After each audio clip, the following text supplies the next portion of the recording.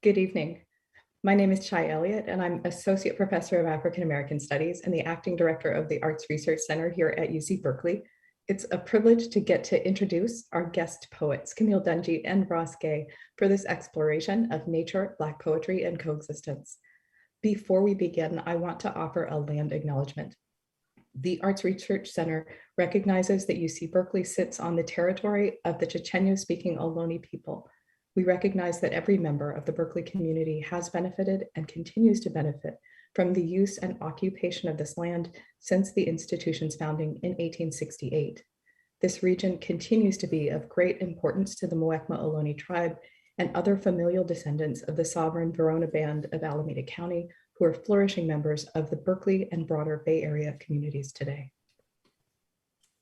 This arts research event is supported by the Poetry and the Senses Initiative, a multi-year program made possible by engaging the Senses Foundation. I'd like to express our appreciation to the foundation and to Mona Abadir for their support. I'd also like to thank our event co-sponsors, the Black Studies Collaboratory, the Future Histories Lab of the Global Urban Humanities Initiative, and the Departments of English, Ethnic Studies, and Theater, Dance, and Performance Studies. Coexistence is the theme for our fellowship year here at the Arts Research Center, and we're exploring that theme in a variety of ways, including with three additional live stream poetry readings that I hope you'll put on your calendars.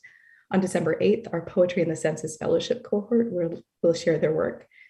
In spring semester, we'll celebrate Kundaman, an Asian and Asian American poetry collective, by inviting Kathy Lin Che, Chen Chen, and Jenny Z to the Arts Research Center stage on March 10th. And on April 28th, we'll welcome Tarfia Faizullah, Phoebe Francis, and Matthew Olsman for a Detroit Roots poetry reading. You can find more information about all of these upcoming poetry events and our Flash Poetry series at our website, arts.berkeley.edu. So here's the plan for tonight. I'll introduce both of the featured poets, and then they'll read their poems. After that, we'll have a conversation about writing and coexistence, co-moderated by UC Berkeley Poetry and the Senses Community Fellow, Maria Kerr, and UC Berkeley African American Studies faculty member and creative writer, Aya De Leon. The ARC staff will be watching the chat, so please send us any questions you'd like Aya and Maria to ask our guests if they have time. Now I'll introduce the poets in the order in which they'll read, and then we'll turn over the mic. Both featured poets on tonight's program are leaders in exploring the role of the senses and the emotions in confronting environmental challenges, including anti-Blackness. Their poems and prose ask us to think deeply and feel deeply about human connections, responsibility, and potential. Camille Dungy is professor in the English department at Colorado State University.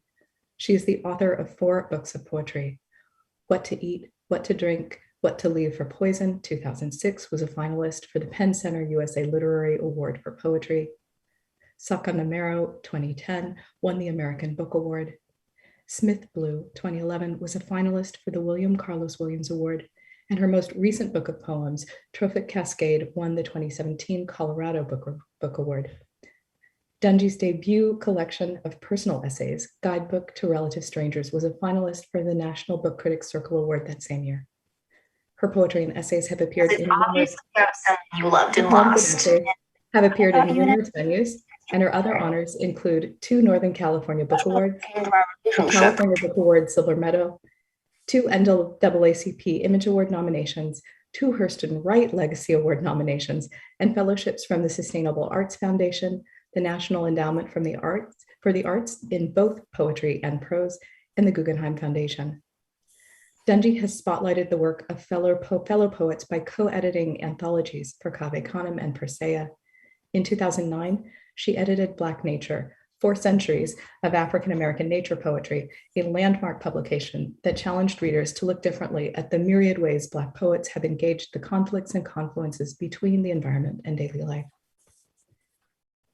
Ross Gay is so fabulous that his official author bio begins like this, quote, Ross Gay is interested in joy. Ross Gay wants to understand joy. Ross Gay is curious about joy. Ross Gay studies joy. Something like that, end quote. It brings me joy to talk about the work he's done, so I'm going to say a little bit about that. Gay is the author of 4 books of poetry, Against Which, Bringing the Shovel Down, Beholding, published last year, and Catalog of Unabashed Gratitude, winner of the 2015 National Book Critics Circle Award and the 2016 Kingsley Tufts Poetry Award. His collection of essays, The Book of Delights, was released in 2019. Gay has collaborated with fellow writers and activists on numerous projects, including the Bloomington Community Orchard, a nonprofit free fruit for all food justice and joy project, as a founding board member of that initiative, and the Tenderness Project with Shayla Lawson in Essence, London. He has received fellowships from Cave Canem, the Breadloaf Writers Conference, and the Guggenheim Foundation. Gay is a professor of English at Indiana University. We are so lucky to have both of you here with us this evening. Now it's my pleasure to welcome our first reader, Camille Dungy, to the ARC virtual stage. Welcome, Camille. Thank you so much. It's really a pleasure to be sharing this time with you. Thank you for all of you who are there in the ether world, taking some time out of your lives to be here and think about poetry and coexistence and all this stuff. And Ross, I mean, I wish we were in the same actual room together, but anything, I'll take anything. I'll take any Ross Gay time I can get. So hooray, I look forward to our conversation. So I've been a little off today. I gotta admit, I've been feeling like a little bit droopy all day. I've been like doing the business and going through the motions, but really just that. And I couldn't quite figure it out. I like to figure that out. I like to know when I'm not feeling. And not very long before this all started, it connected. And I realized that today is the 15th anniversary of my grandfather's passing. And for the first 5 years of that, I would mark the day really intentionally. For a number of years, I actually would go to the Church of John Coltrane in San Francisco and spend worship hours there with John Coltrane's Love Supreme as I thought about my grandfather. And then, time passes and I stopped marking the day so intentionally, but I think I still mark it. And so I think my body was still in the space of slowing down and registering. So once I acknowledged that, I thought I should start by bringing him into this space. And so I'm going to read a poem. The first poem I'm going to read is one of the first poems in the sort of moving constellation that grew and became my first book, What to Eat, What to Drink, What to Leave for Poison. It's a sonnet I wrote around one of his favorite stories. He loved to tell this story. And so I'm going to share this story with you. The Preachers Eat Out. There were maybe 4 of them. Perhaps 5. They were headed where? It does not matter. Only they were not home yet. Were not near anyone who could have cared. So hungry, they stopped there anyway. And when they heard, "We don't serve your kind," one among them laughed. "That's okay. We're not hungry for our kind. We've come for food." And when the one waitress who would serve them, she had children at home, and these were tips, finished breaking their plates behind the building, he called her over to the table. "Lady, my one regret is that we don't have appetite enough to make you break every damned plate inside this room." See, there you go. Now I have a smile on my face. It's not like it's like a whole different thing. I'm going to read the first poem in Trophic Cascade. He's going to float around a little bit in this poem as well. Natural history. The rufous hummingbird builds her nest of moss and spider webs and lichen. I held one once, smaller than my palm, but sturdy. I would have told Mrs. Jeffers from Court Street if in those days of constant flights between California and Virginia, I'd wandered into that Oakland museum. Any chance I could, I'd leave my rented house in Lynchburg. I hated the feeling of stuckness that old city's humidity implied. You need to stop running away so much, Mrs. Jeffers would say when my visits were over and I leaned down to hug her. Why her words come to me, the woman dead for the better part of this new century, while I think of that nest of web and lichen, I cannot rightly say.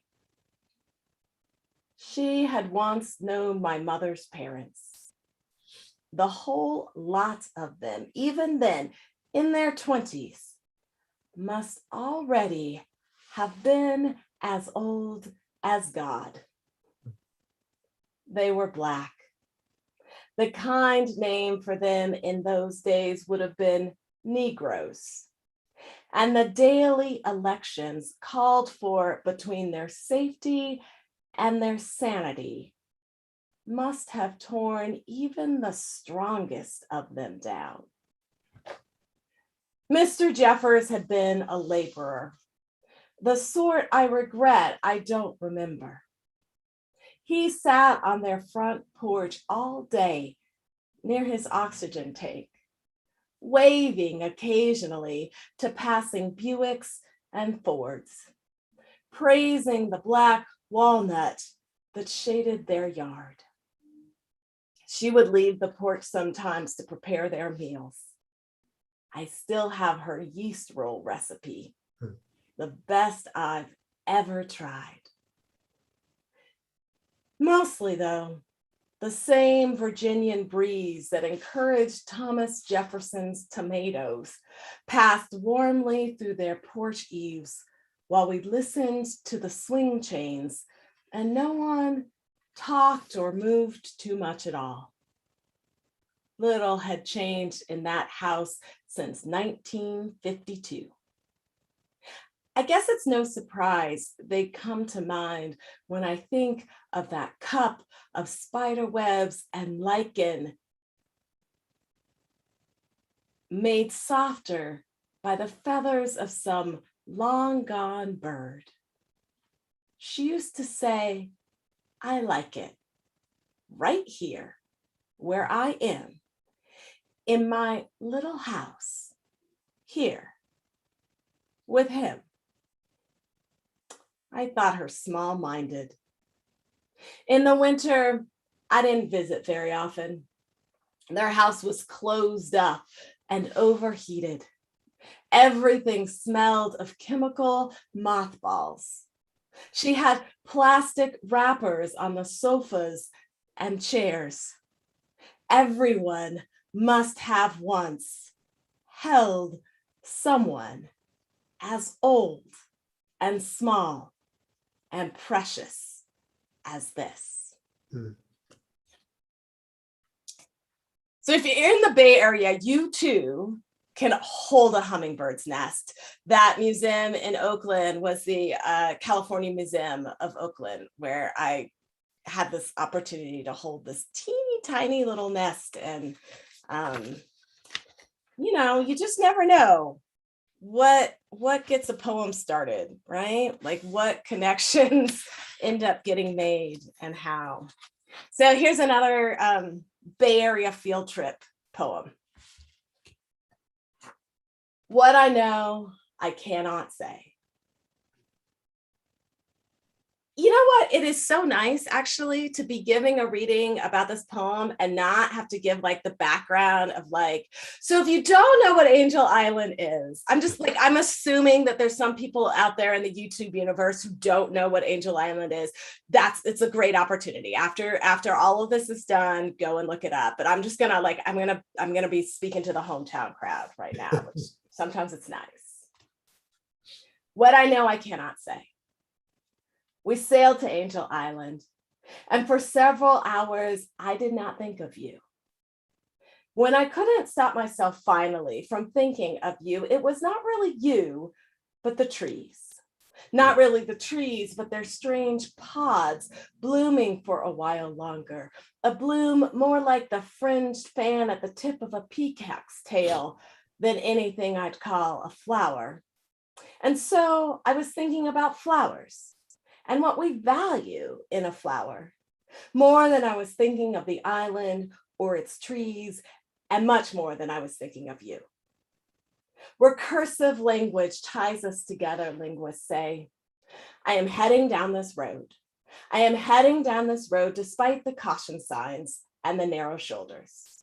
I am heading down the curvy road despite the caution signs and the narrow shoulders because someone I fell in love with once lived around here, right there.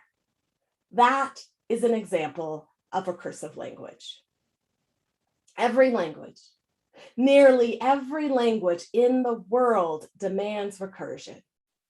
Few things bring us together more than our need to spell out our intentions, which helps explain the early 20th century Chinese prisoners who scratched poems into walls on Angel Island, and why a Polish detainee wrote his mother's name in 1922. I was here, they wanted to tell us. And by here, they meant the island, and they also meant the world. And by the island, they meant the world they knew, and they also meant the world they left. The world they believed, they wanted to believe could be theirs. The world they knew required passwords. Think of Angel Island Immigration Station as purgatory, the guide explained. He told tales of paper fathers, picture brides, the fabrications of familiarity so many lives depended on. Inquiries demanded consistency despite the complications of interpretation. In English, one would ask, how many windows were in your house in the village? How many ducks did you keep? What was the shape of the birthmark on your father's left cheek? In Japanese, Cantonese, Danish, Punjabi, the other answered. Then it all had to come back to English.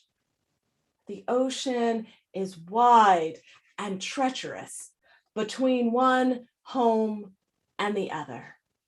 There can be no turning back, no correction once what is said is said. Who can blame the Chinese detainees who carved poems deep into the wood on Angel Island's walls? Who can blame the Salvadoran who etched his village's name?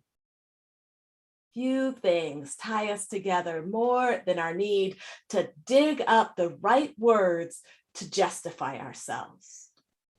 Travelers and students, we sailed into the bay, disembarked on Angel Island. I didn't think about you, which is to say, the blue gum eucalyptus is considered a threat, though we brought it across oceans to help us. Desired first for its timber, because it grows quickly and was expected to provide a practical fortune. And when it did not, enlisted as a windbreak, desired still because it is fast growing and practical.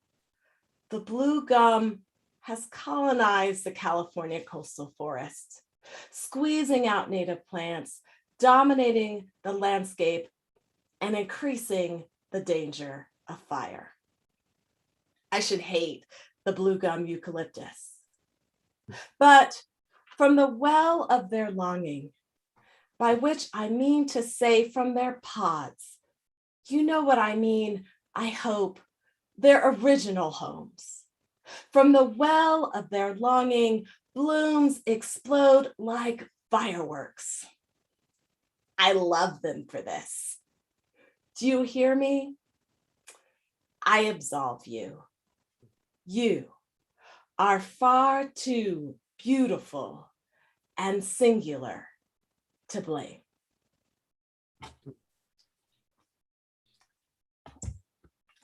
All right.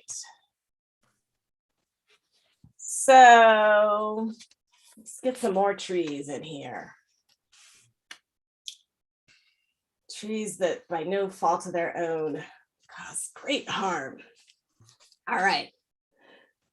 This will hurt me more.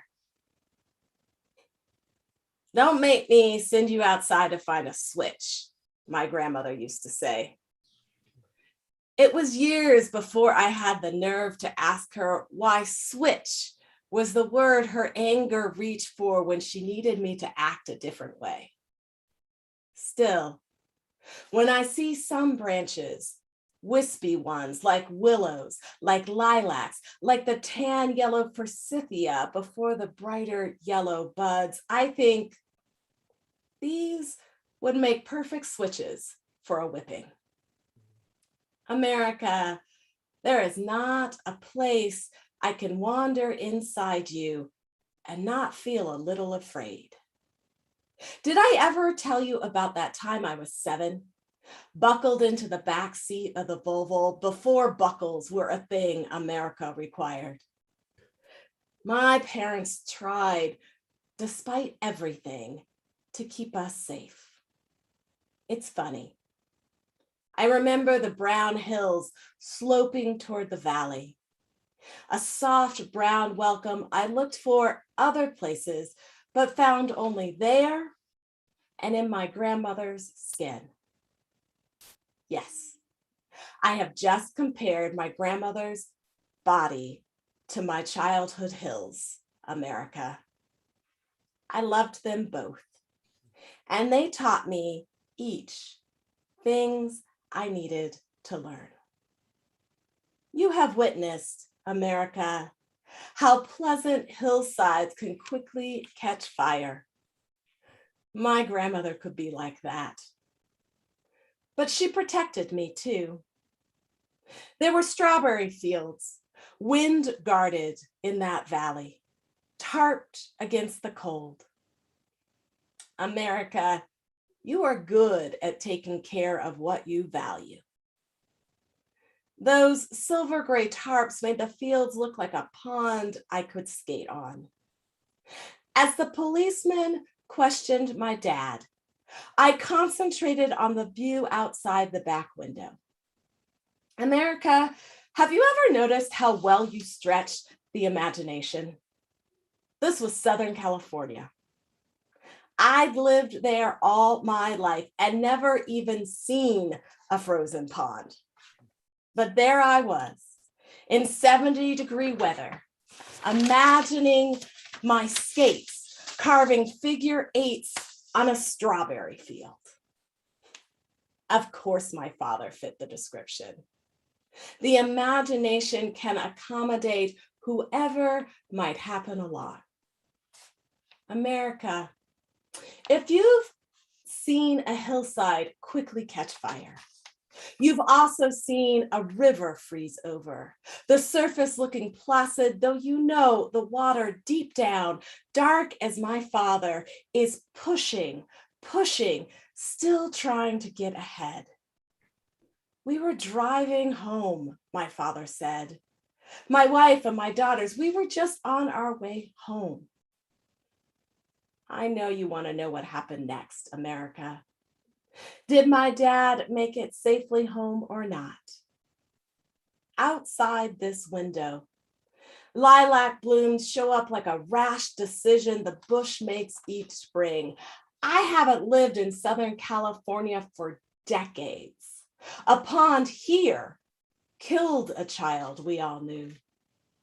For years after that accident, as spring bloomed and ice thinned, my daughter remembered the child from her preschool.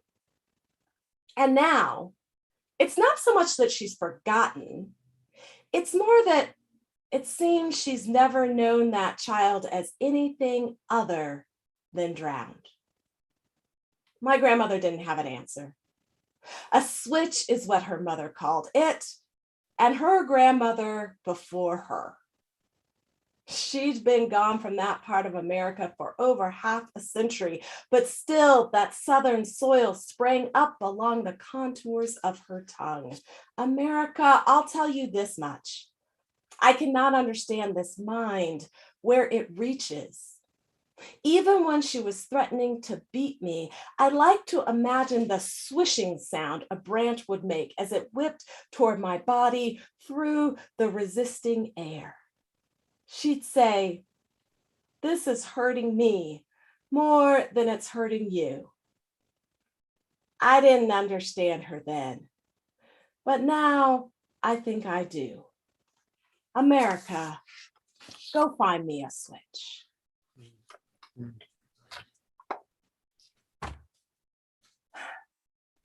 I feel like I'm at time. Give me like a nod if that's true, Chaya. Yeah, it is true. Okay. And so without further ado, I want to hear Ross Gay. So Ross Gay, turn it over to you. So beautiful, God. Yeah, it's good to read with you and good to see you. However we make it happen. I agree. This is really nice. But I'm so glad to be asked to join you all. So thank you for hosting us. And yeah, I'm glad to be with you all. I'm going to read, the first thing I'm going to read is actually this really short, pretty short essay. I'm writing this book called, I don't know what it's called yet, but it's a book of essays, and it's yeah, I don't quite know what it's called, but I'm feeling compelled to read a little something from it. It's a short essay, and all these essays are sort of contemplations. They're essays in the direction of joy. They're sort of contemplations around in the ballpark or the parking lot or something. But this one is called "Went Free." And it's like joy and something. And this is about dancing, but it's called "Went Free." And it's after and for Patrick Rosal, poet Patrick Rosal. And I have this reference. I say this thing, I say "this motherfucker." And when I say that, I'm actually referring back to this essay earlier in the book that's about when Dionne Warwick looks at Luther Vandross covering her song, "A House Is Not a Home." And she's like, what do you know, the face of like, holy shit, this motherfucker. Which then becomes a face in a basketball game. And then I'm making the face at my buddy Pat. Went Free. For the past 4 or 5 years, I have kept a Post-it note stuck to a bookshelf next to my bed. It is a quotation, something my friend Patrick said in a conversation one day when we were talking about dancing. He was describing a recent night out in a crowd. Some time had elapsed, some warming up, some groove prepared. I think a particular song came on, and then boom, something happened, which he described like this: "We went free." The actual second he said it, I smiled and shook my head no, and then shook my head yes, like "this motherfucker," and scribbled on my hand and then in my notebook, which I shortly thereafter transcribed to the Post-it note that I've had stuck here these years: "We went free." Although I wasn't there, I have been there enough times to know exactly what he means when he says "we went free," which can happen any number of ways, it seems to me. For instance, right now, I can more or less guarantee you that if there were 15 or 20 people of my generation and perhaps a few other subject position-y things, if New Editions, if it isn't love, or Troops, Spread My Wings, or A Tribe Called Quest Scenario, or any of another 500 or so songs, 1,000 of them, incidentally, by Prince, came over some cosmic speakers, we would, regardless of the setting, I'm telling you, whether it was in yoga class or at a snoozy literary conference or at a stoplight or a funeral, boom, we jump up and start dancing. Good chance someone, this is one of Pat's callings, or several someones, when the song announced itself, as those songs do, would yell some diphthongy vowel to gather us up like, "Oh!" And as though cinched together by an invisible force, we would, all together now, go free. Not only, but often, its music pulls us up out of our chairs like that, makes us push back from the table and say, damn, like that, or makes us circle up like that, or make a line like that, or become a pit like that. I have often gone free in a fishbone pit like that. Perhaps because music's primary characteristic, like our voices, possibly like our bodies, is that it disappears, which is not music's or our body's only characteristic, but it's a significant one, maybe the significant one, maybe the first one, though birth is the first thing that happens. It's back to waiting for Godot again, born astride a grave. Here 1 second, gone the next. That's rhythm, by the way. The breaks in the silence, the breaks in the rest, the break from the grave. And no wonder it draws us up together to shake our asses or whatever on us shakes. We made kin by the break. We made kin by what blooms us from the grave. It ain't nothing that dancing is sometimes called getting down. It ain't nothing that some of our best dancers, I mean our downest dancers, are also our oldest. And like Lorca reminds us, when they dance with the ants nipping at their heels, the roses throw petals into luminous carpets to our grave. In the midst of all this, you might be wondering, free from what? And rightfully so. For freedom, as it is conceived almost always, as far as I know, involves a disentangling or unburdening, free to be me, etc.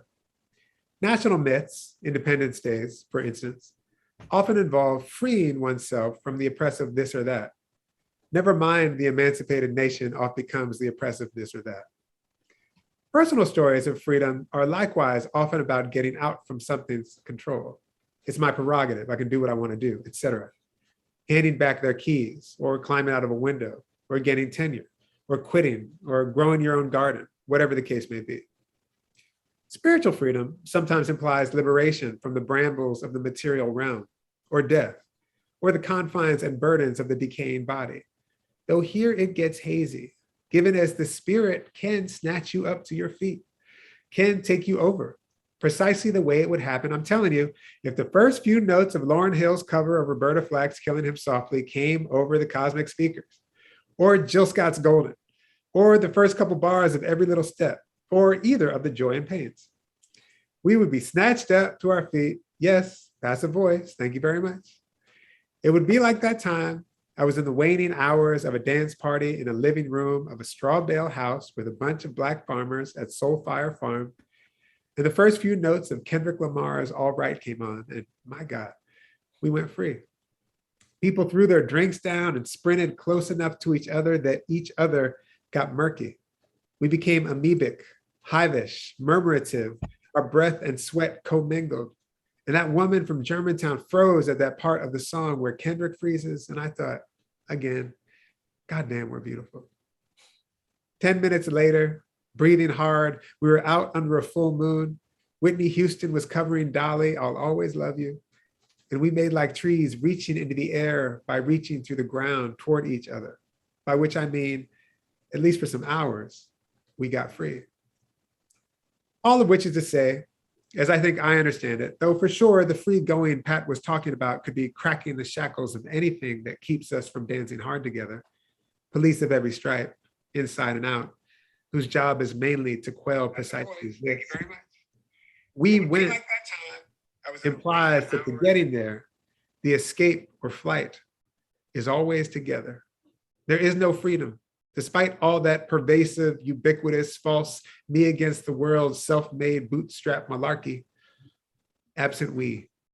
Not some pipsqueak we either. The we born astride a grave, which is everything, with whom we belong when we dance like this, sweaty and funky and groany. And if your knee or your back or your hip hurts, if the chair of your wheel squeaks or you can't see or your heart is broken in two, me too. Me too. Let's let it be ours again. Oh, it means let's get up now. It means this is how we get down. And then I'm going to read it a little bit. Thank you. I'm going to read a little bit from this poem called Beholding, which is a poem that begins with a kind of meditation on this move by the basketball player, Dr. J. For those of you who don't know, basketball player in the 70s and 80s, the ancestor of LeBron James, who you all know, Steph Curry, I mean, Steph Curry is way different, but anyway, I will just read the very beginning of this. And it has a kind of bound in gratitude at the beginning. This poem does not exist without the work and ideas and words of many, many thinkers and writers, among them Amiri Baraka, Garnet Cottigan, Toy Derricotte, Adeselius Girmay, Saidiya Hartman, Allen Iverson, Fred Moten, Kevin Quashie, Patrick Rosal, Christina Sharp, and Susan Sontag, by which I mean the work and thinking and care and words are indebted to them and are sometimes actually theirs. And there's a little epigraph from Christina Sharp's book, In the Wake. And it says, to be held, to behold. And you might have noticed there's nowhere to go. The wind cutting little eddies at your collarbones and behind your ear.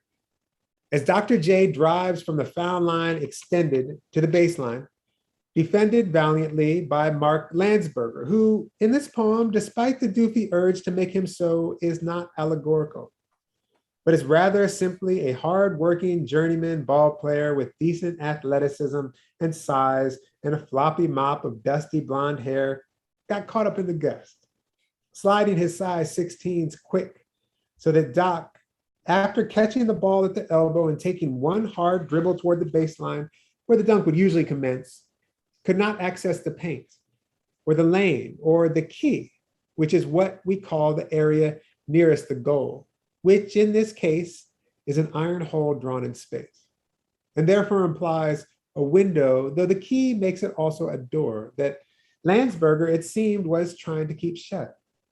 And so Doc leapt. He left his feet, which means more or less, in the parlance, jumping with the ball with nowhere to go, in which we're warned against by coaches from day one for the ensuing requisite stupid pass, or more simply, though no less stupid, travel, also called walking, which the leaping often leads to. Keep your feet, again and again, which makes the leaping, leaving your feet, sound sacrificial. The way in certain countries inside of countries, you must leave by foot with nowhere to go, which there is. And Doc, you should note, after the one dribble, clasps the ball with only his right hand, without once at all in any shape or form using the left, which, among other things, friends, differentiates this move from all the descendant moves. Kevin Durant, Dwayne Wade, Steph and Giannis and Harden and Kawhi, yes, Bron too, I shall not be moved. And using only one hand, which is amazing, but not yet miraculous, more a physical and therefore genetic fact, thanks Ma and Pa Irving, Doc's hand becomes an octopus, gripping the ball nothing like prey. And with that ball snugged in his mitt, Doc maybe kind of sort of thought something like, I'm going to put this schmuck, the schmuck in this case being Landsberger, though do not please revert to a simplistic allegorization of the journeyman, which word I repeat advisedly, on a poster, though schmuck is a word I'd be surprised to hear Doc say. And the word posterize, common usage posterizes as, you might be thinking is a bit of an anachronism in this poem. In this move, which ostensibly occurred in the 1980 NBA Finals, though we all know nothing happens only when it happens. We all know nothing happens only when it happens. Emerging more in the epic, which in the NBA lasts 3 to 5 years, following Doc's retirement, Neek and Jordan, Hakeem the Dream and Clyde the Glide, Barkley the Glove, and remember Shawn Kemp. Though Doc probably thought it anyway, visionary that he was. When will they verb what I keep doing to these schmucks, especially Bill fucking Walton, driving from the foul line extended toward the baseline as the unsuspecting Landsberger, who did a fine job of shuffling his size 16s and not holding, keeping Irving from the key, and who must for a scant and fleeting moment have felt a degree of pride when Doc, after the hard dribble right, left his feet with nowhere to go. The coach, Billy Cunningham, on the sideline, his hands on his hips, his sport coat thrown open, a few strands of hair stuck to his moist pink brow, and almost smiling as Doc began sailing out of bounds over the baseline. And Landsberger, a solid leaper, skied and foreclosed the possibility of Doc sneaking a shot in on this side of the basket, by which I mean dunking probably quite hard, by putting his hand against the backboard, a big door swinging shut. At which fine and commendable defensive effort, Irving simply decided in the air to knock on other doors by soaring more. Have you ever decided anything in the air? Turtling his head into his chest so as not to bash it against the backboard. Flying like that, in fact, now, behind the basket and backboard, where Kareem, a good help defender, wait a sec, that's wrong.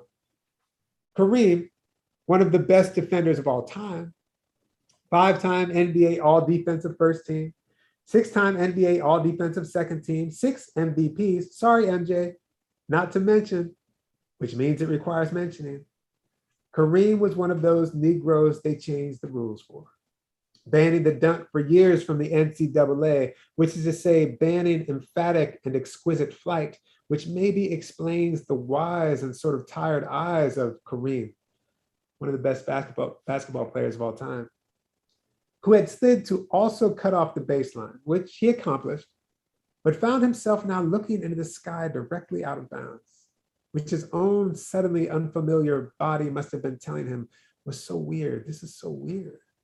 Looking and looking like this, his hands extended timidly, the silver maples branches creaking and swaying in a hurricane, for Doc was amongst the trees, as we call the big men, like Kareem, the trees, who reside mostly in the lane or in the key, growing there, rooting, the thousands of fans now holding their breath, looking into the sky, some of their hands reaching out instinctively toward their neighbors beside them, or their palms instinctively laying on the shoulders before them, or forearms shoved gently into a wrist or hip beside them. A few arms of strangers are suddenly locked, as if going for a stroll. The whole of the Philadelphia spectrum become a kind of dew-glistened web, shivering its gems in the gales as Irving went higher, and now began to extend his right hand in a precise arc, beginning precisely above his head, painting a broad and precise circle, not unlike Leonardo's Vitruvian Man in his hula hoop of perfect proportions, if that little naked man wasn't little or naked and was palming a basketball, was flying through the trees. And I find myself again and again with my arm making the perfectly impossible circle again and again, as I watch this clip on YouTube, frame by frame, clumsily on a computer with gummy keys and a Post-it note covering the eye hole scrawled "Discipline" on April 5th, 2015 at 1:48 a.m., again and again, thinking, what am I looking at? What am I seeing? Back to the first long step toward the baseline, the slight contact with Landsberger, the leap, again, long step, contact, leap, again, long step, contact, leap, again, long step, contact, leap.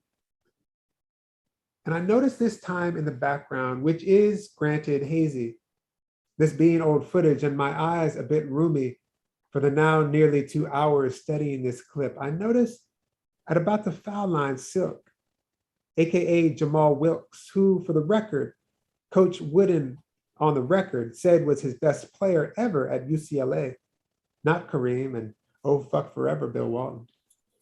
And it's worthwhile to spend at least a moment with the name Silk, among the finest basketball nicknames, implying an ease and fluidity of movement, implying a difficult thing, a painful thing, made to look easy, a fiber prized for its softness, its smoothness on the skin, gathered from captive worms fed mulberry leaves. My court name was Beast, for what it's worth. And after a summer league game on the court at 10th and Lombard, where those in the know would slide through a gap in the grimace of the wrought iron gate to get in, a court that would be in time shut down in that most heinous of ways, removing the rims, the backboards lonely as gravestones, because of complaints to the city from the condo owners across the street who did not want to hear, God forbid, all that Negro gathering and celebration and care and delight every goddamn weekend morning, all that frolic and tumult, all that flights. Why can't they just go someplace else? A slightly older opponent told me, holding my hand and shoulder and pulling me close, he was holding me, beneath the stately oaks overhanging the court, looking kindly down on us and time to time blocking a high arcing shot or wishing a leaf or two upon the ex-ballers on the sideline reading the Philadelphia Inquirer, sipping coffee, debating and laughing, or acting stupid like refs making calls. Oh yeah, he walked his ass off. The oaks dappling the old heads in their discourse. Best line of verse I will ever write. His shirt soaked through, staring at me to be sure I was listening, which I was, then as now. You ain't no beast. You ain't no beast. You're a man. You hear me? We'll stop there.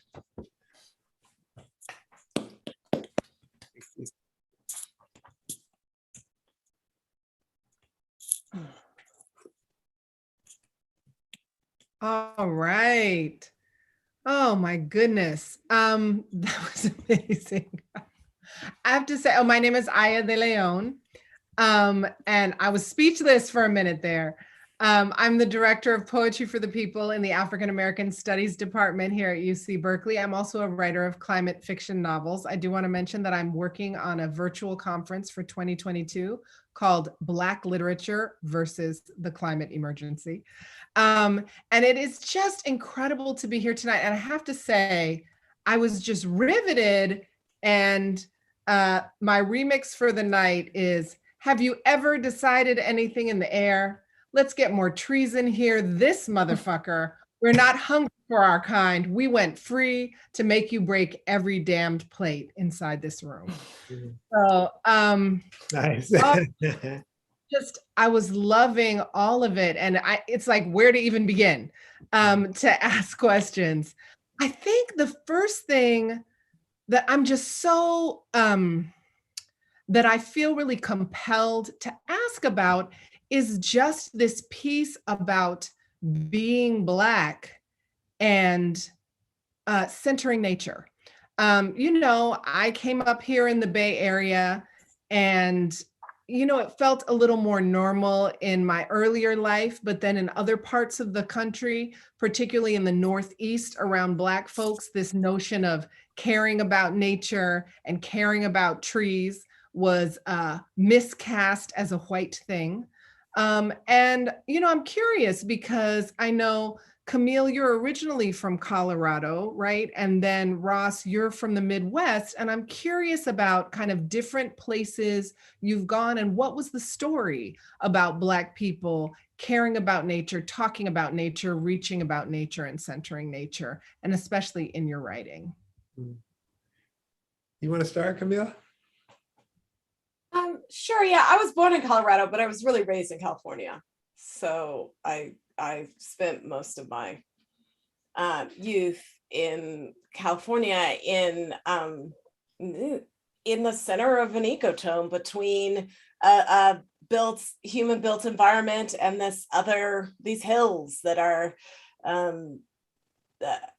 often really kind of about as close to a pristine landscape as we get on this planet any longer, which means that they're highly managed, but also have this kind of sense of wildness. And so that was the backyard, and the front yard was a suburb. And so to me, that switch back and forth about what the implications of our human decisions are on the greater than human neighborhood has always been important to me and valuable to me. When I moved to the East, that was different.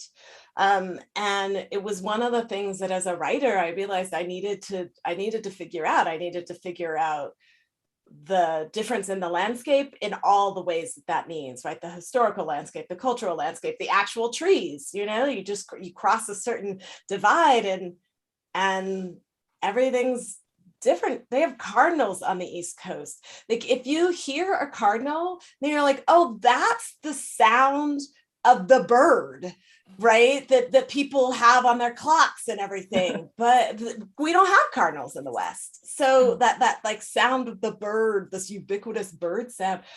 The same with like the four seasons, right? This like how could you live somebody like you live in California, you don't have four seasons, right? You don't like you have a very different experience of the change patterns of the natural world. And so moving around the country then made me start to pay attention and realize that part of what I could do was as a writer was do that translation and explain the things that we take for granted and that you just assume because all the clocks sound like a bird that everybody knows that and we don't. And in fact, even the people who have the cardinals don't necessarily attend to them.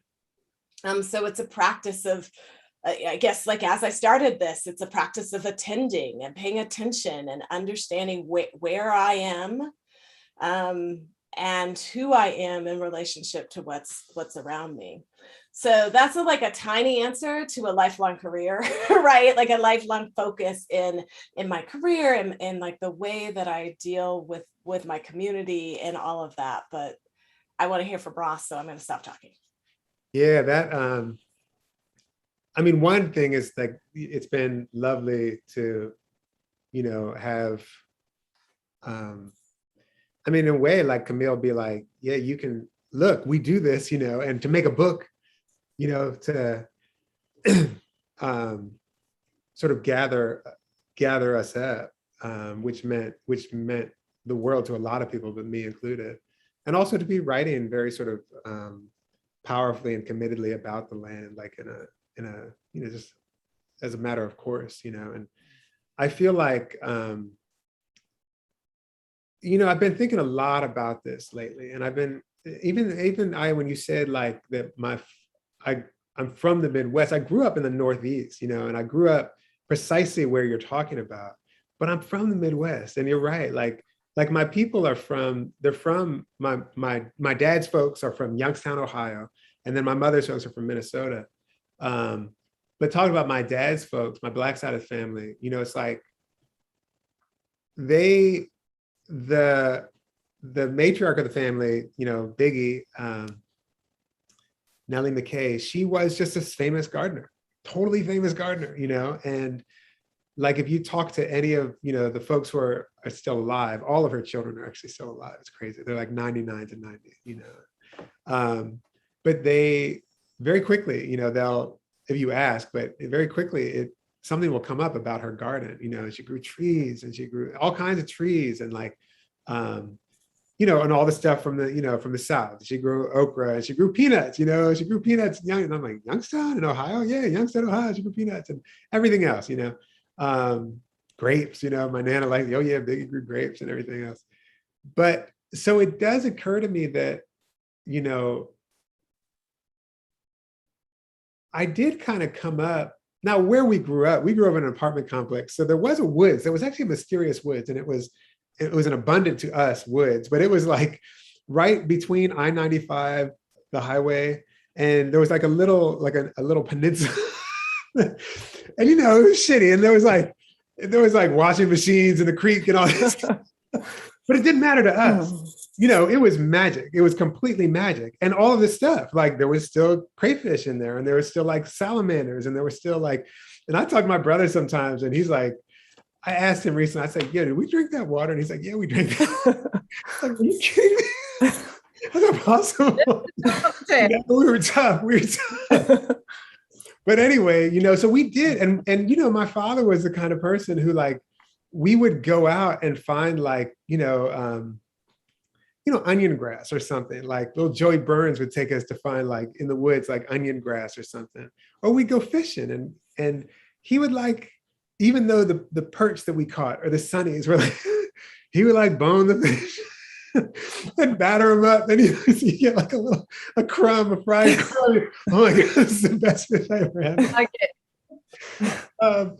So it was like that, even though, and it's funny, you are kind of pointing something out to me that I do feel like there is a certain kind of tributary back from the Midwest to the South, maybe, that was a little bit more sort of really very evident in my life. I'm wondering that now that you raised that question. Yeah, I mean, I think there's so much of this construct that Black people aren't connected to nature. It's an active disempowerment, right? It's an active effort to remove Black people's ability to like survival. Get your perch, eat your onion grass, right? Like that sort of stripping away of connection to nutrients and nutrition, but also spiritual nutrients and nutrition, right? Like just saying, oh, Black people aren't about that, means like just concreting over this whole part of a connection that like science is coming back again to saying is important to us, right? Like I love these reports that come out every now and then. They're like, well, scientific studies show that forest bathing, yeah, of course. Like, I'm really glad somebody had like some grant support to do that and like made their tenure off of that. But it's true, as it turns out, that it is good to be able to. And so like making the woods a place of terror for Black people, that's an active work of white supremacy, right? That's an active work of disconnecting people from a place where they can have a deep, supportive connection. So I just am not interested in participating in the continuation of that myth, which I realize is a continuation of a white supremacist, and also very often very patriarchal by removing women from these spaces. Also, I'm just not interested in participating in the continuing of that misstatement. Thank you. Yeah, I want to bring Maria into this conversation. Maria, do you want to jump in with the question you'd like? Yeah, thank you so much, Ross and Camille. I feel very fed and full of joy. So thank you for that. Sort of something off of Chai said in her introduction, I was wondering, and I might be misquoting you, Chai, but I think you said something about anti-Blackness as an environmental challenge or environmental crisis. And I wonder if you could speak more about that, like the destruction of the earth being connected to anti-Blackness. If you want to talk about that. We want to talk about it, or if Chai wanted to talk about it? No, if you, sorry, you and Camille and Ross, if you want to talk about it, sorry. Ross, you start. Yeah, I mean, the first thing that you were saying, Camille, or what you were just saying, this, Mari, could you say it again one more time? Like the idea of, just say it one more time. Yeah, just that anti-Blackness is sort of a form, as an environmental crisis, like that our destruction of the earth is connected to anti-Blackness. Yeah. I mean, it's a really good question, and it's a very, I mean, in a certain kind of way, absolutely, And so I'll say it like this. If it is the case that and some people might say this, that Blackness itself is kind of the non-regulatory, the non-regulated, the mycelial, the what it is that in a way whiteness has to invent in order to, have dominion, which is also to say that Blackness is not does not purely inhere with, people who have, more melanin than other people, or vice versa, that whiteness doesn't necessarily inhere if whiteness is indeed the maintenance of these things. But if that's the case, and whatever the word is, the word that I say that I think is kind of an interesting word is life. And I think that environmental destruction, of course it is, has different kinds of resonances for different kinds of people. different ancestries, you know, and again, that's completely, that's thorough and deep and mixed and complicated as hell. But there's also a way that, like, I very much like the way the writer, philosopher Fred Moten says that the transatlantic trade of people was an ecological crisis. That's an ecological crisis, you know, and that is, in a way, that not only that, but the of that, you know, however you say it, is in a way the beginning of the end of the world, you know. And like, you know, the innovation of the plantation, that's the beginning of the end, you know. I don't really, when I say the end, I mean like the profound changes and the, you know, and what we're in right now, whatever that is. But I feel like that question is so good. I feel like it's, oh, is it Camille? What do you say? Yeah, I mean, one of the things that is at the center of this ecological crisis is anti-Blackness. And we could talk about that, and we should talk about that, and continue to clarify and explicate and point out. And also, at the center of this ecological crisis, intensely deep misogyny, right? At the center of this ecological crisis, intensely deep anti-Indigenous, right? Like we could keep going. We just like keep listing the anti-ness that exists at the center, and really at the final end is it's anti-life. Yeah. Right? It's anti anything that will value life and connection and interconnection. Yeah. And interconnection that demands labor and work and sacrifice.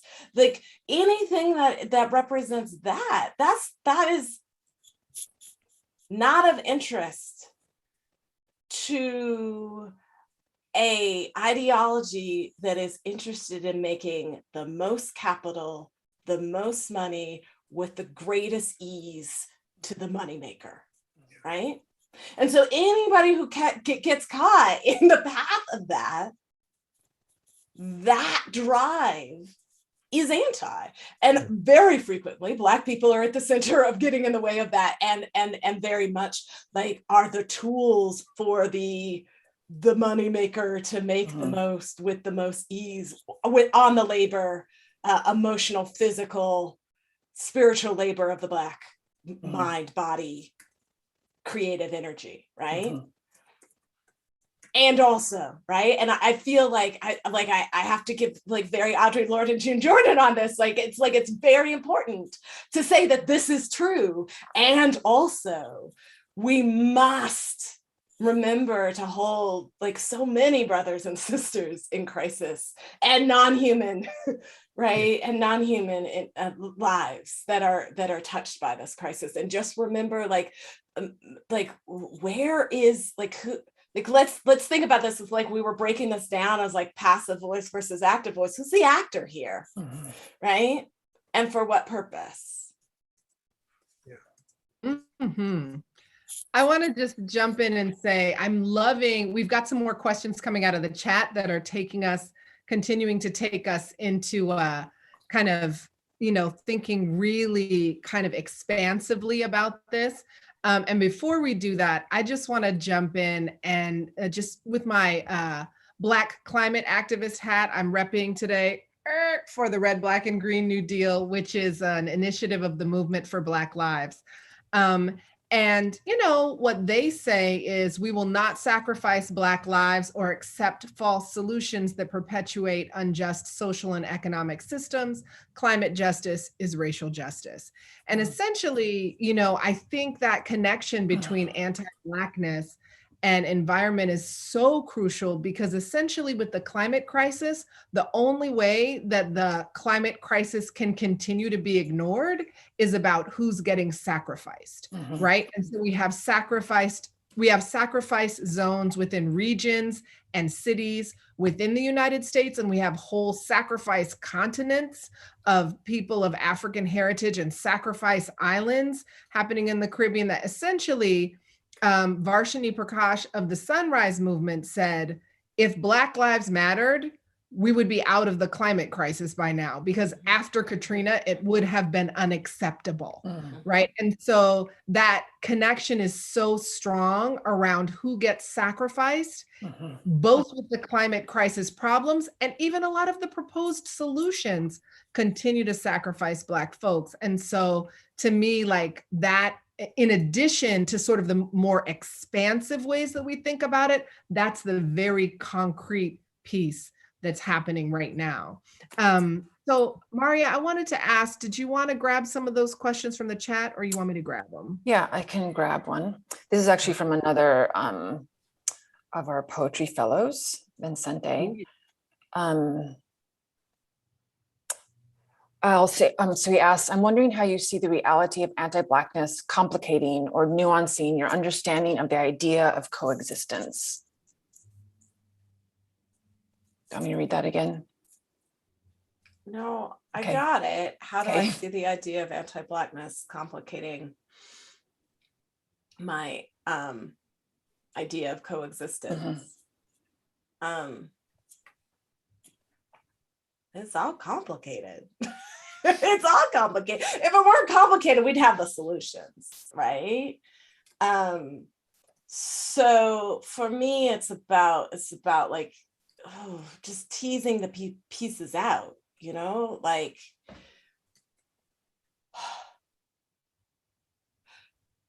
if I'm gardening and like my tomatoes just didn't quite do it this year, you know, they just didn't, like, and everybody else's tomatoes in town were just like nutter, but like it was incredible. And I was finally like, okay, I guess I'm not the tomato lady this year. I could get enough from other people, right? But for me to figure out like what I just did in that case was like, I just kind of gave up it, right?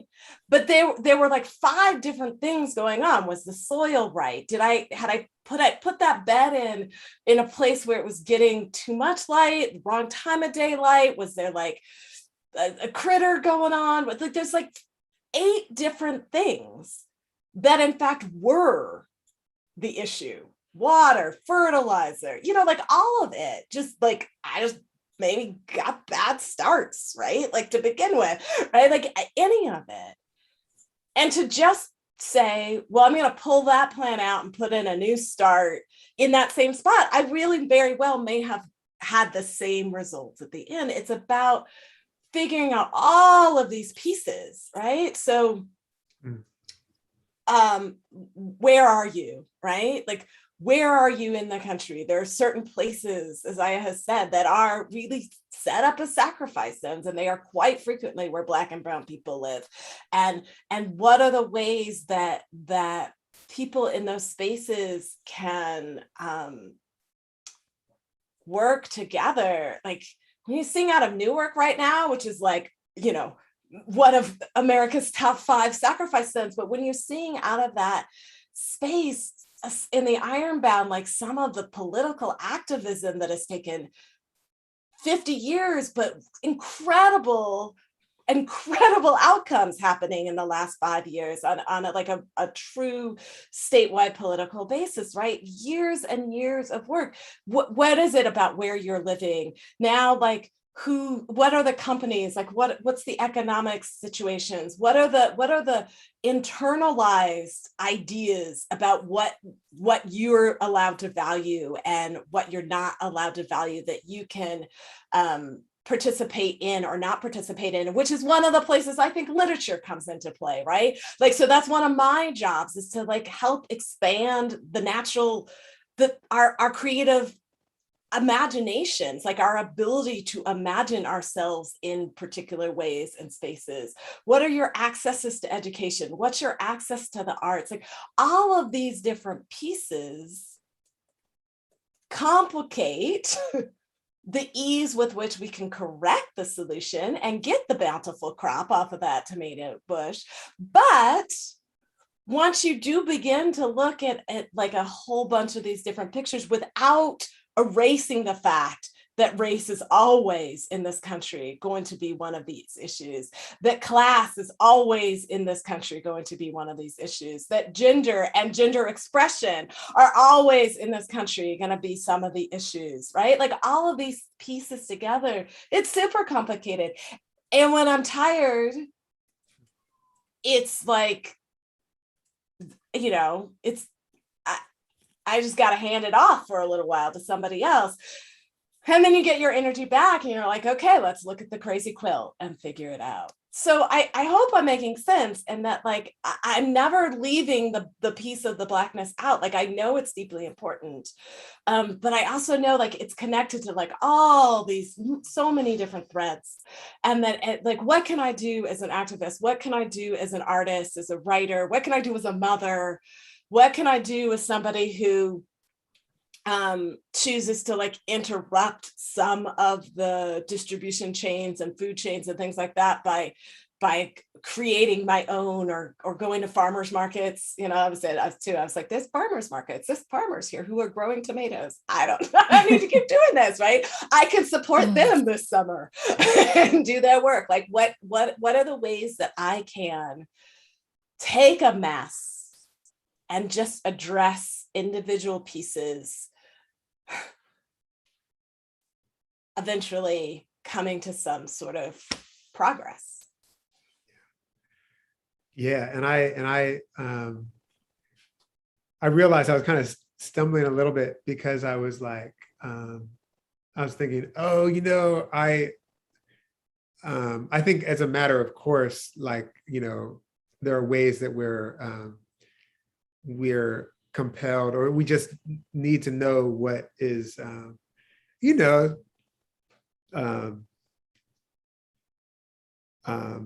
making it hard or impossible. But I realized that's not my study. My study is how people live, you know? And like, you know, it's always, of course, and we know this from, you know, from all of our folks, like, it had to be like, you know, it's just like what it is. But in a way, I sort of feel like there also is and they also, all of those people, Biggie, who I talked about a little bit, all of these people have been genius at articulating precisely what it is that they love, and precisely what it is that will keep us alive, and precisely what it is, and figuring out and strategizing and collaborating and you know, refusing the many ways that we care for one another, and refusing to refuse the many ways, you know, that we care for each other. Like all of the many ways that that my life has been made possible, and you just walk anywhere, you be anywhere, and you witness that in action, you know. And it might be the trees out here. Those trees are making my life possible in a very, you know, I don't have to explain that to you, but sometimes I have to be like, you know, trees make it possible for us. But it's like, my interest is noting all of these things and studying them and being like, yeah, I know there's anti this and there's anti that. Those are fundamental aspects. Those are very important aspects of things that, you know, we got to figure out. But also what I want to figure out is like, they're doing it. Let's do that, you know, let's do that, you know. Ashe. I want to jump in and kind of switch gears a little and ask a question, and then I'll kick it back to you, Maria, to see if you have another question. So yeah, to shift gears a little and just talk about craft and genre. You know, both of you are working, you know, kind of are definitely poets, but also working in essay form and, you know, other forms. I just want to say, like, have this memory. When I was at Cave Canem, there was like this moment where a bunch of us who wrote fiction, we were sort of in the cut, like whispering, like, "Oh, you write fiction? What are you working?" And it feels almost disloyal, secret. But yeah, you know what? In terms of writing about these subjects, about other subjects, what is it that drives you to a particular genre? If you've been working in one, what is it that drives you to shift genre, and kind of like what's coming up? What's next? What, if anything, that you haven't worked in before, are you interested in working in? So I'll open that up to both of you. Can we, while we're talking about craft, can we just pause for a second and mention the fact that Ross Gray's poem "Beholding" is one sentence? I actually threw my book across the room, Ross. I threw it across the room when I figured it out. I'm page 45 or something, and I've been reading one sentence. I was like, "What is this?" And then I got up and I got it again, right? But to me, that's the thing about formal dexterity, and it's the fun thing. Is sometimes there's a thing that a poem can do, and a poem, even a long ass poem like "Beholding," can do that. How long can I hold the tension of a sentence, right? How long can I hold that sort of conciseness? And to me, that's super exciting, what the pushing the limits of the poetic form in every poem that I write, and where does it sort of collapse into prose, right, and become prosaic, and where does it stay so tightly strung that it sings, right? That's super exciting. And then sometimes I just got to sit down and tell you some things. There's just some facts that you need to know. There's just information that I need to convey to you. I'm going to do it in a way that I hope is really compelling and interesting to you. But there's data. There's a lot of data that we have to cover, and some history and things like that. And that's where the essay works for me, right? That's where prose works, because I'm not as interested in the same way about stringing that taut lyric quality that a poem has. There's just a different direction. I discover all kinds of things when I write essays. I have all kinds of emotional experiences that I intend to convey to you, the reader. So I am not saying that the narrative is not a place for discovery, right? Or that it's not a place for kind of excitement or even playfulness with language. All of those things are true, but there is a tonal difference, and there's a difference in terms, for me, in terms of just how much that particular vessel can hold. And then also straight up, I have a kid, and to do that taut thing that a poem does, I need uninterrupted time. I need to be able to stay in there, and I like my kid a lot. And so I would rather be hanging out with her, right, and seeing her and doing those things a lot. And with an essay, I can do it. I can kind of weave in and out and be present for my family, in a way that's different than how it works for me for poems. So I just gotta write. It's just something that I have to do really regularly. And so finding a form that I can accomplish while also doing the rest of my life has been really useful for me. That's such a, I love that. I often think that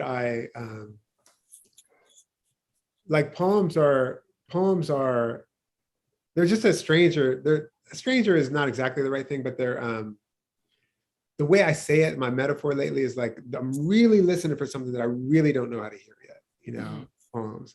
And I'd never thought of it as an essay is a way that you can kind of, I don't bang up against poems. I kind of I listen and I'm slow and I'm it's something else.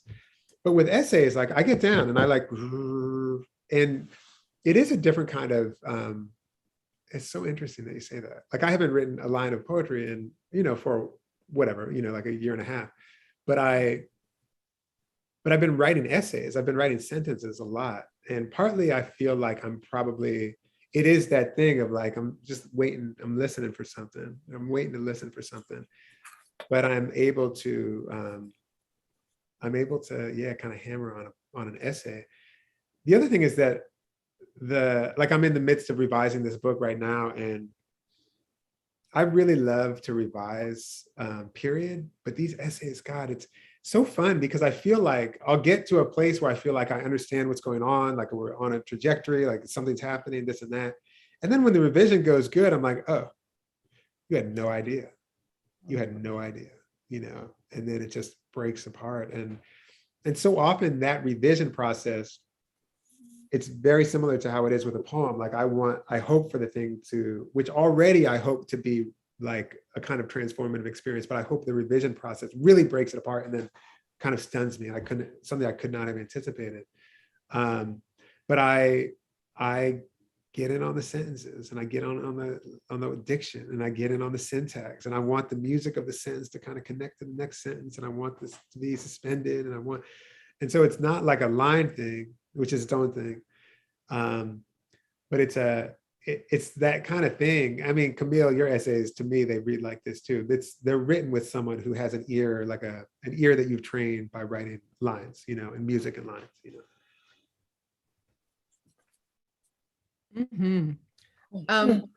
Maria, did you want to jump? Yes. Yeah, I would love to. I'm going to totally switch directions even more. And this is based off of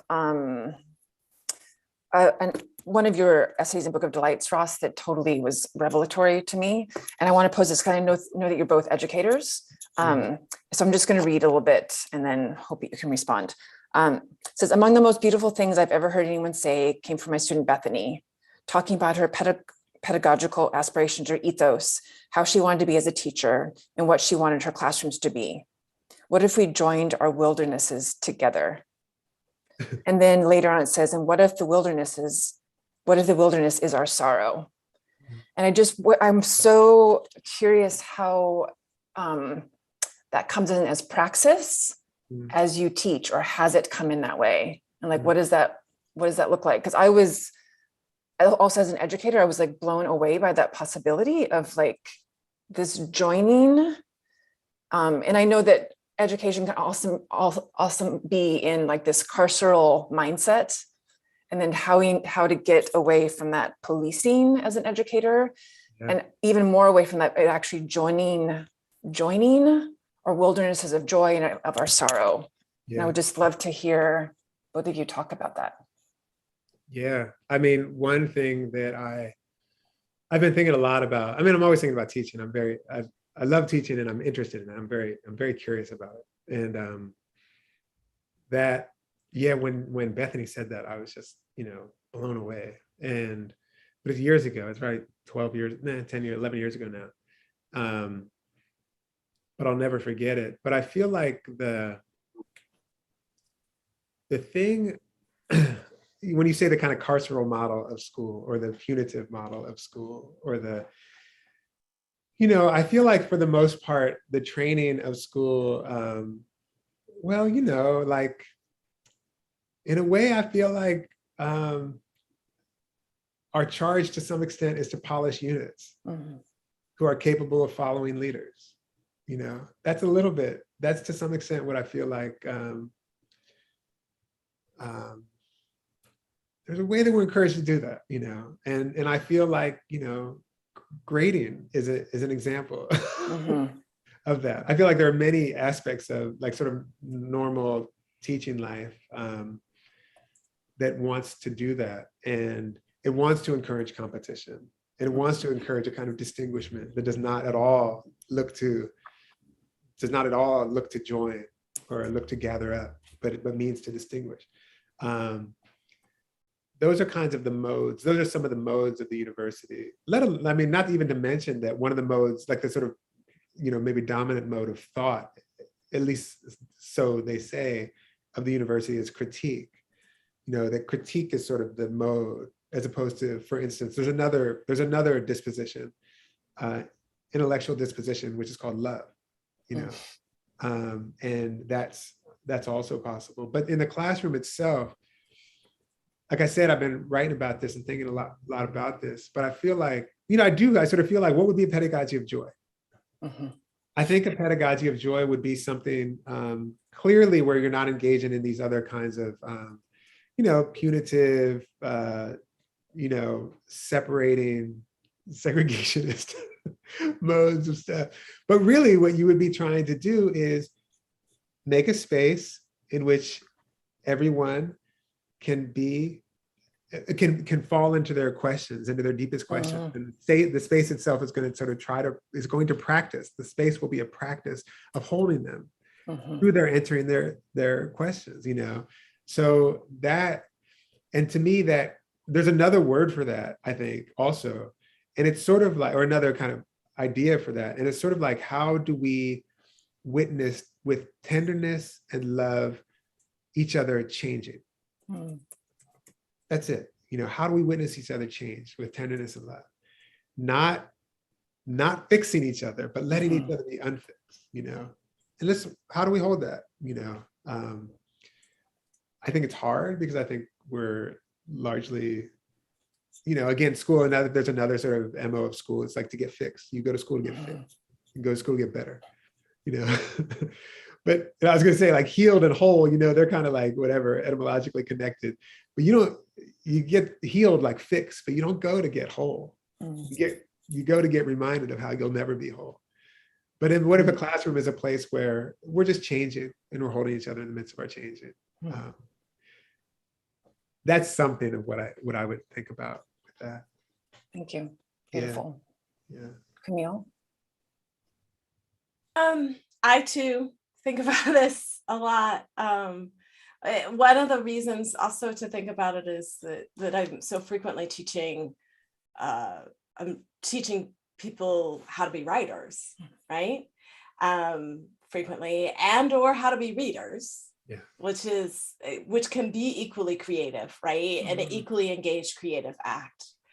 And if that is punitive, if you come out of it feeling like you don't know what to do, you don't know what you're doing, you're never going to be any good at that, I feel like that is the opposite.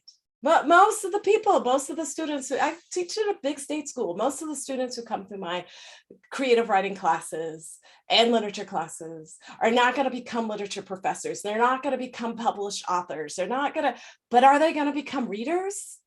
Are they going to become people who can turn to literature at writing it or reading it for their own sustenance and to share and pass that on with their community? And will they become, because of the eye that they have opened, will they become better citizens? Will they become more empathetic, caring individuals? So essentially, my class is like, just show up. Show up. We write a lot, like I have a lot of responses, short response kind of things, or like a poem a week, essentially, they have to turn in, and then we talk about them, and then we go on, and there's like, did you turn it in? You get full points. Like that's basically what it is. And also, let's say you have to turn in 12 over the semester, you get 2 get out of poem free cards because things happen, right? And so I'm not going to be like, you don't have to turn in all 12. There's going to be a morning you just can't. Try. It's awesome if you can turn in all 12, but like I'm only going to start 10 is what we really count. And then we're going to get together and we talk about it, and we just see what other people see in your work, and open it up. At this point, I got enough gray hair.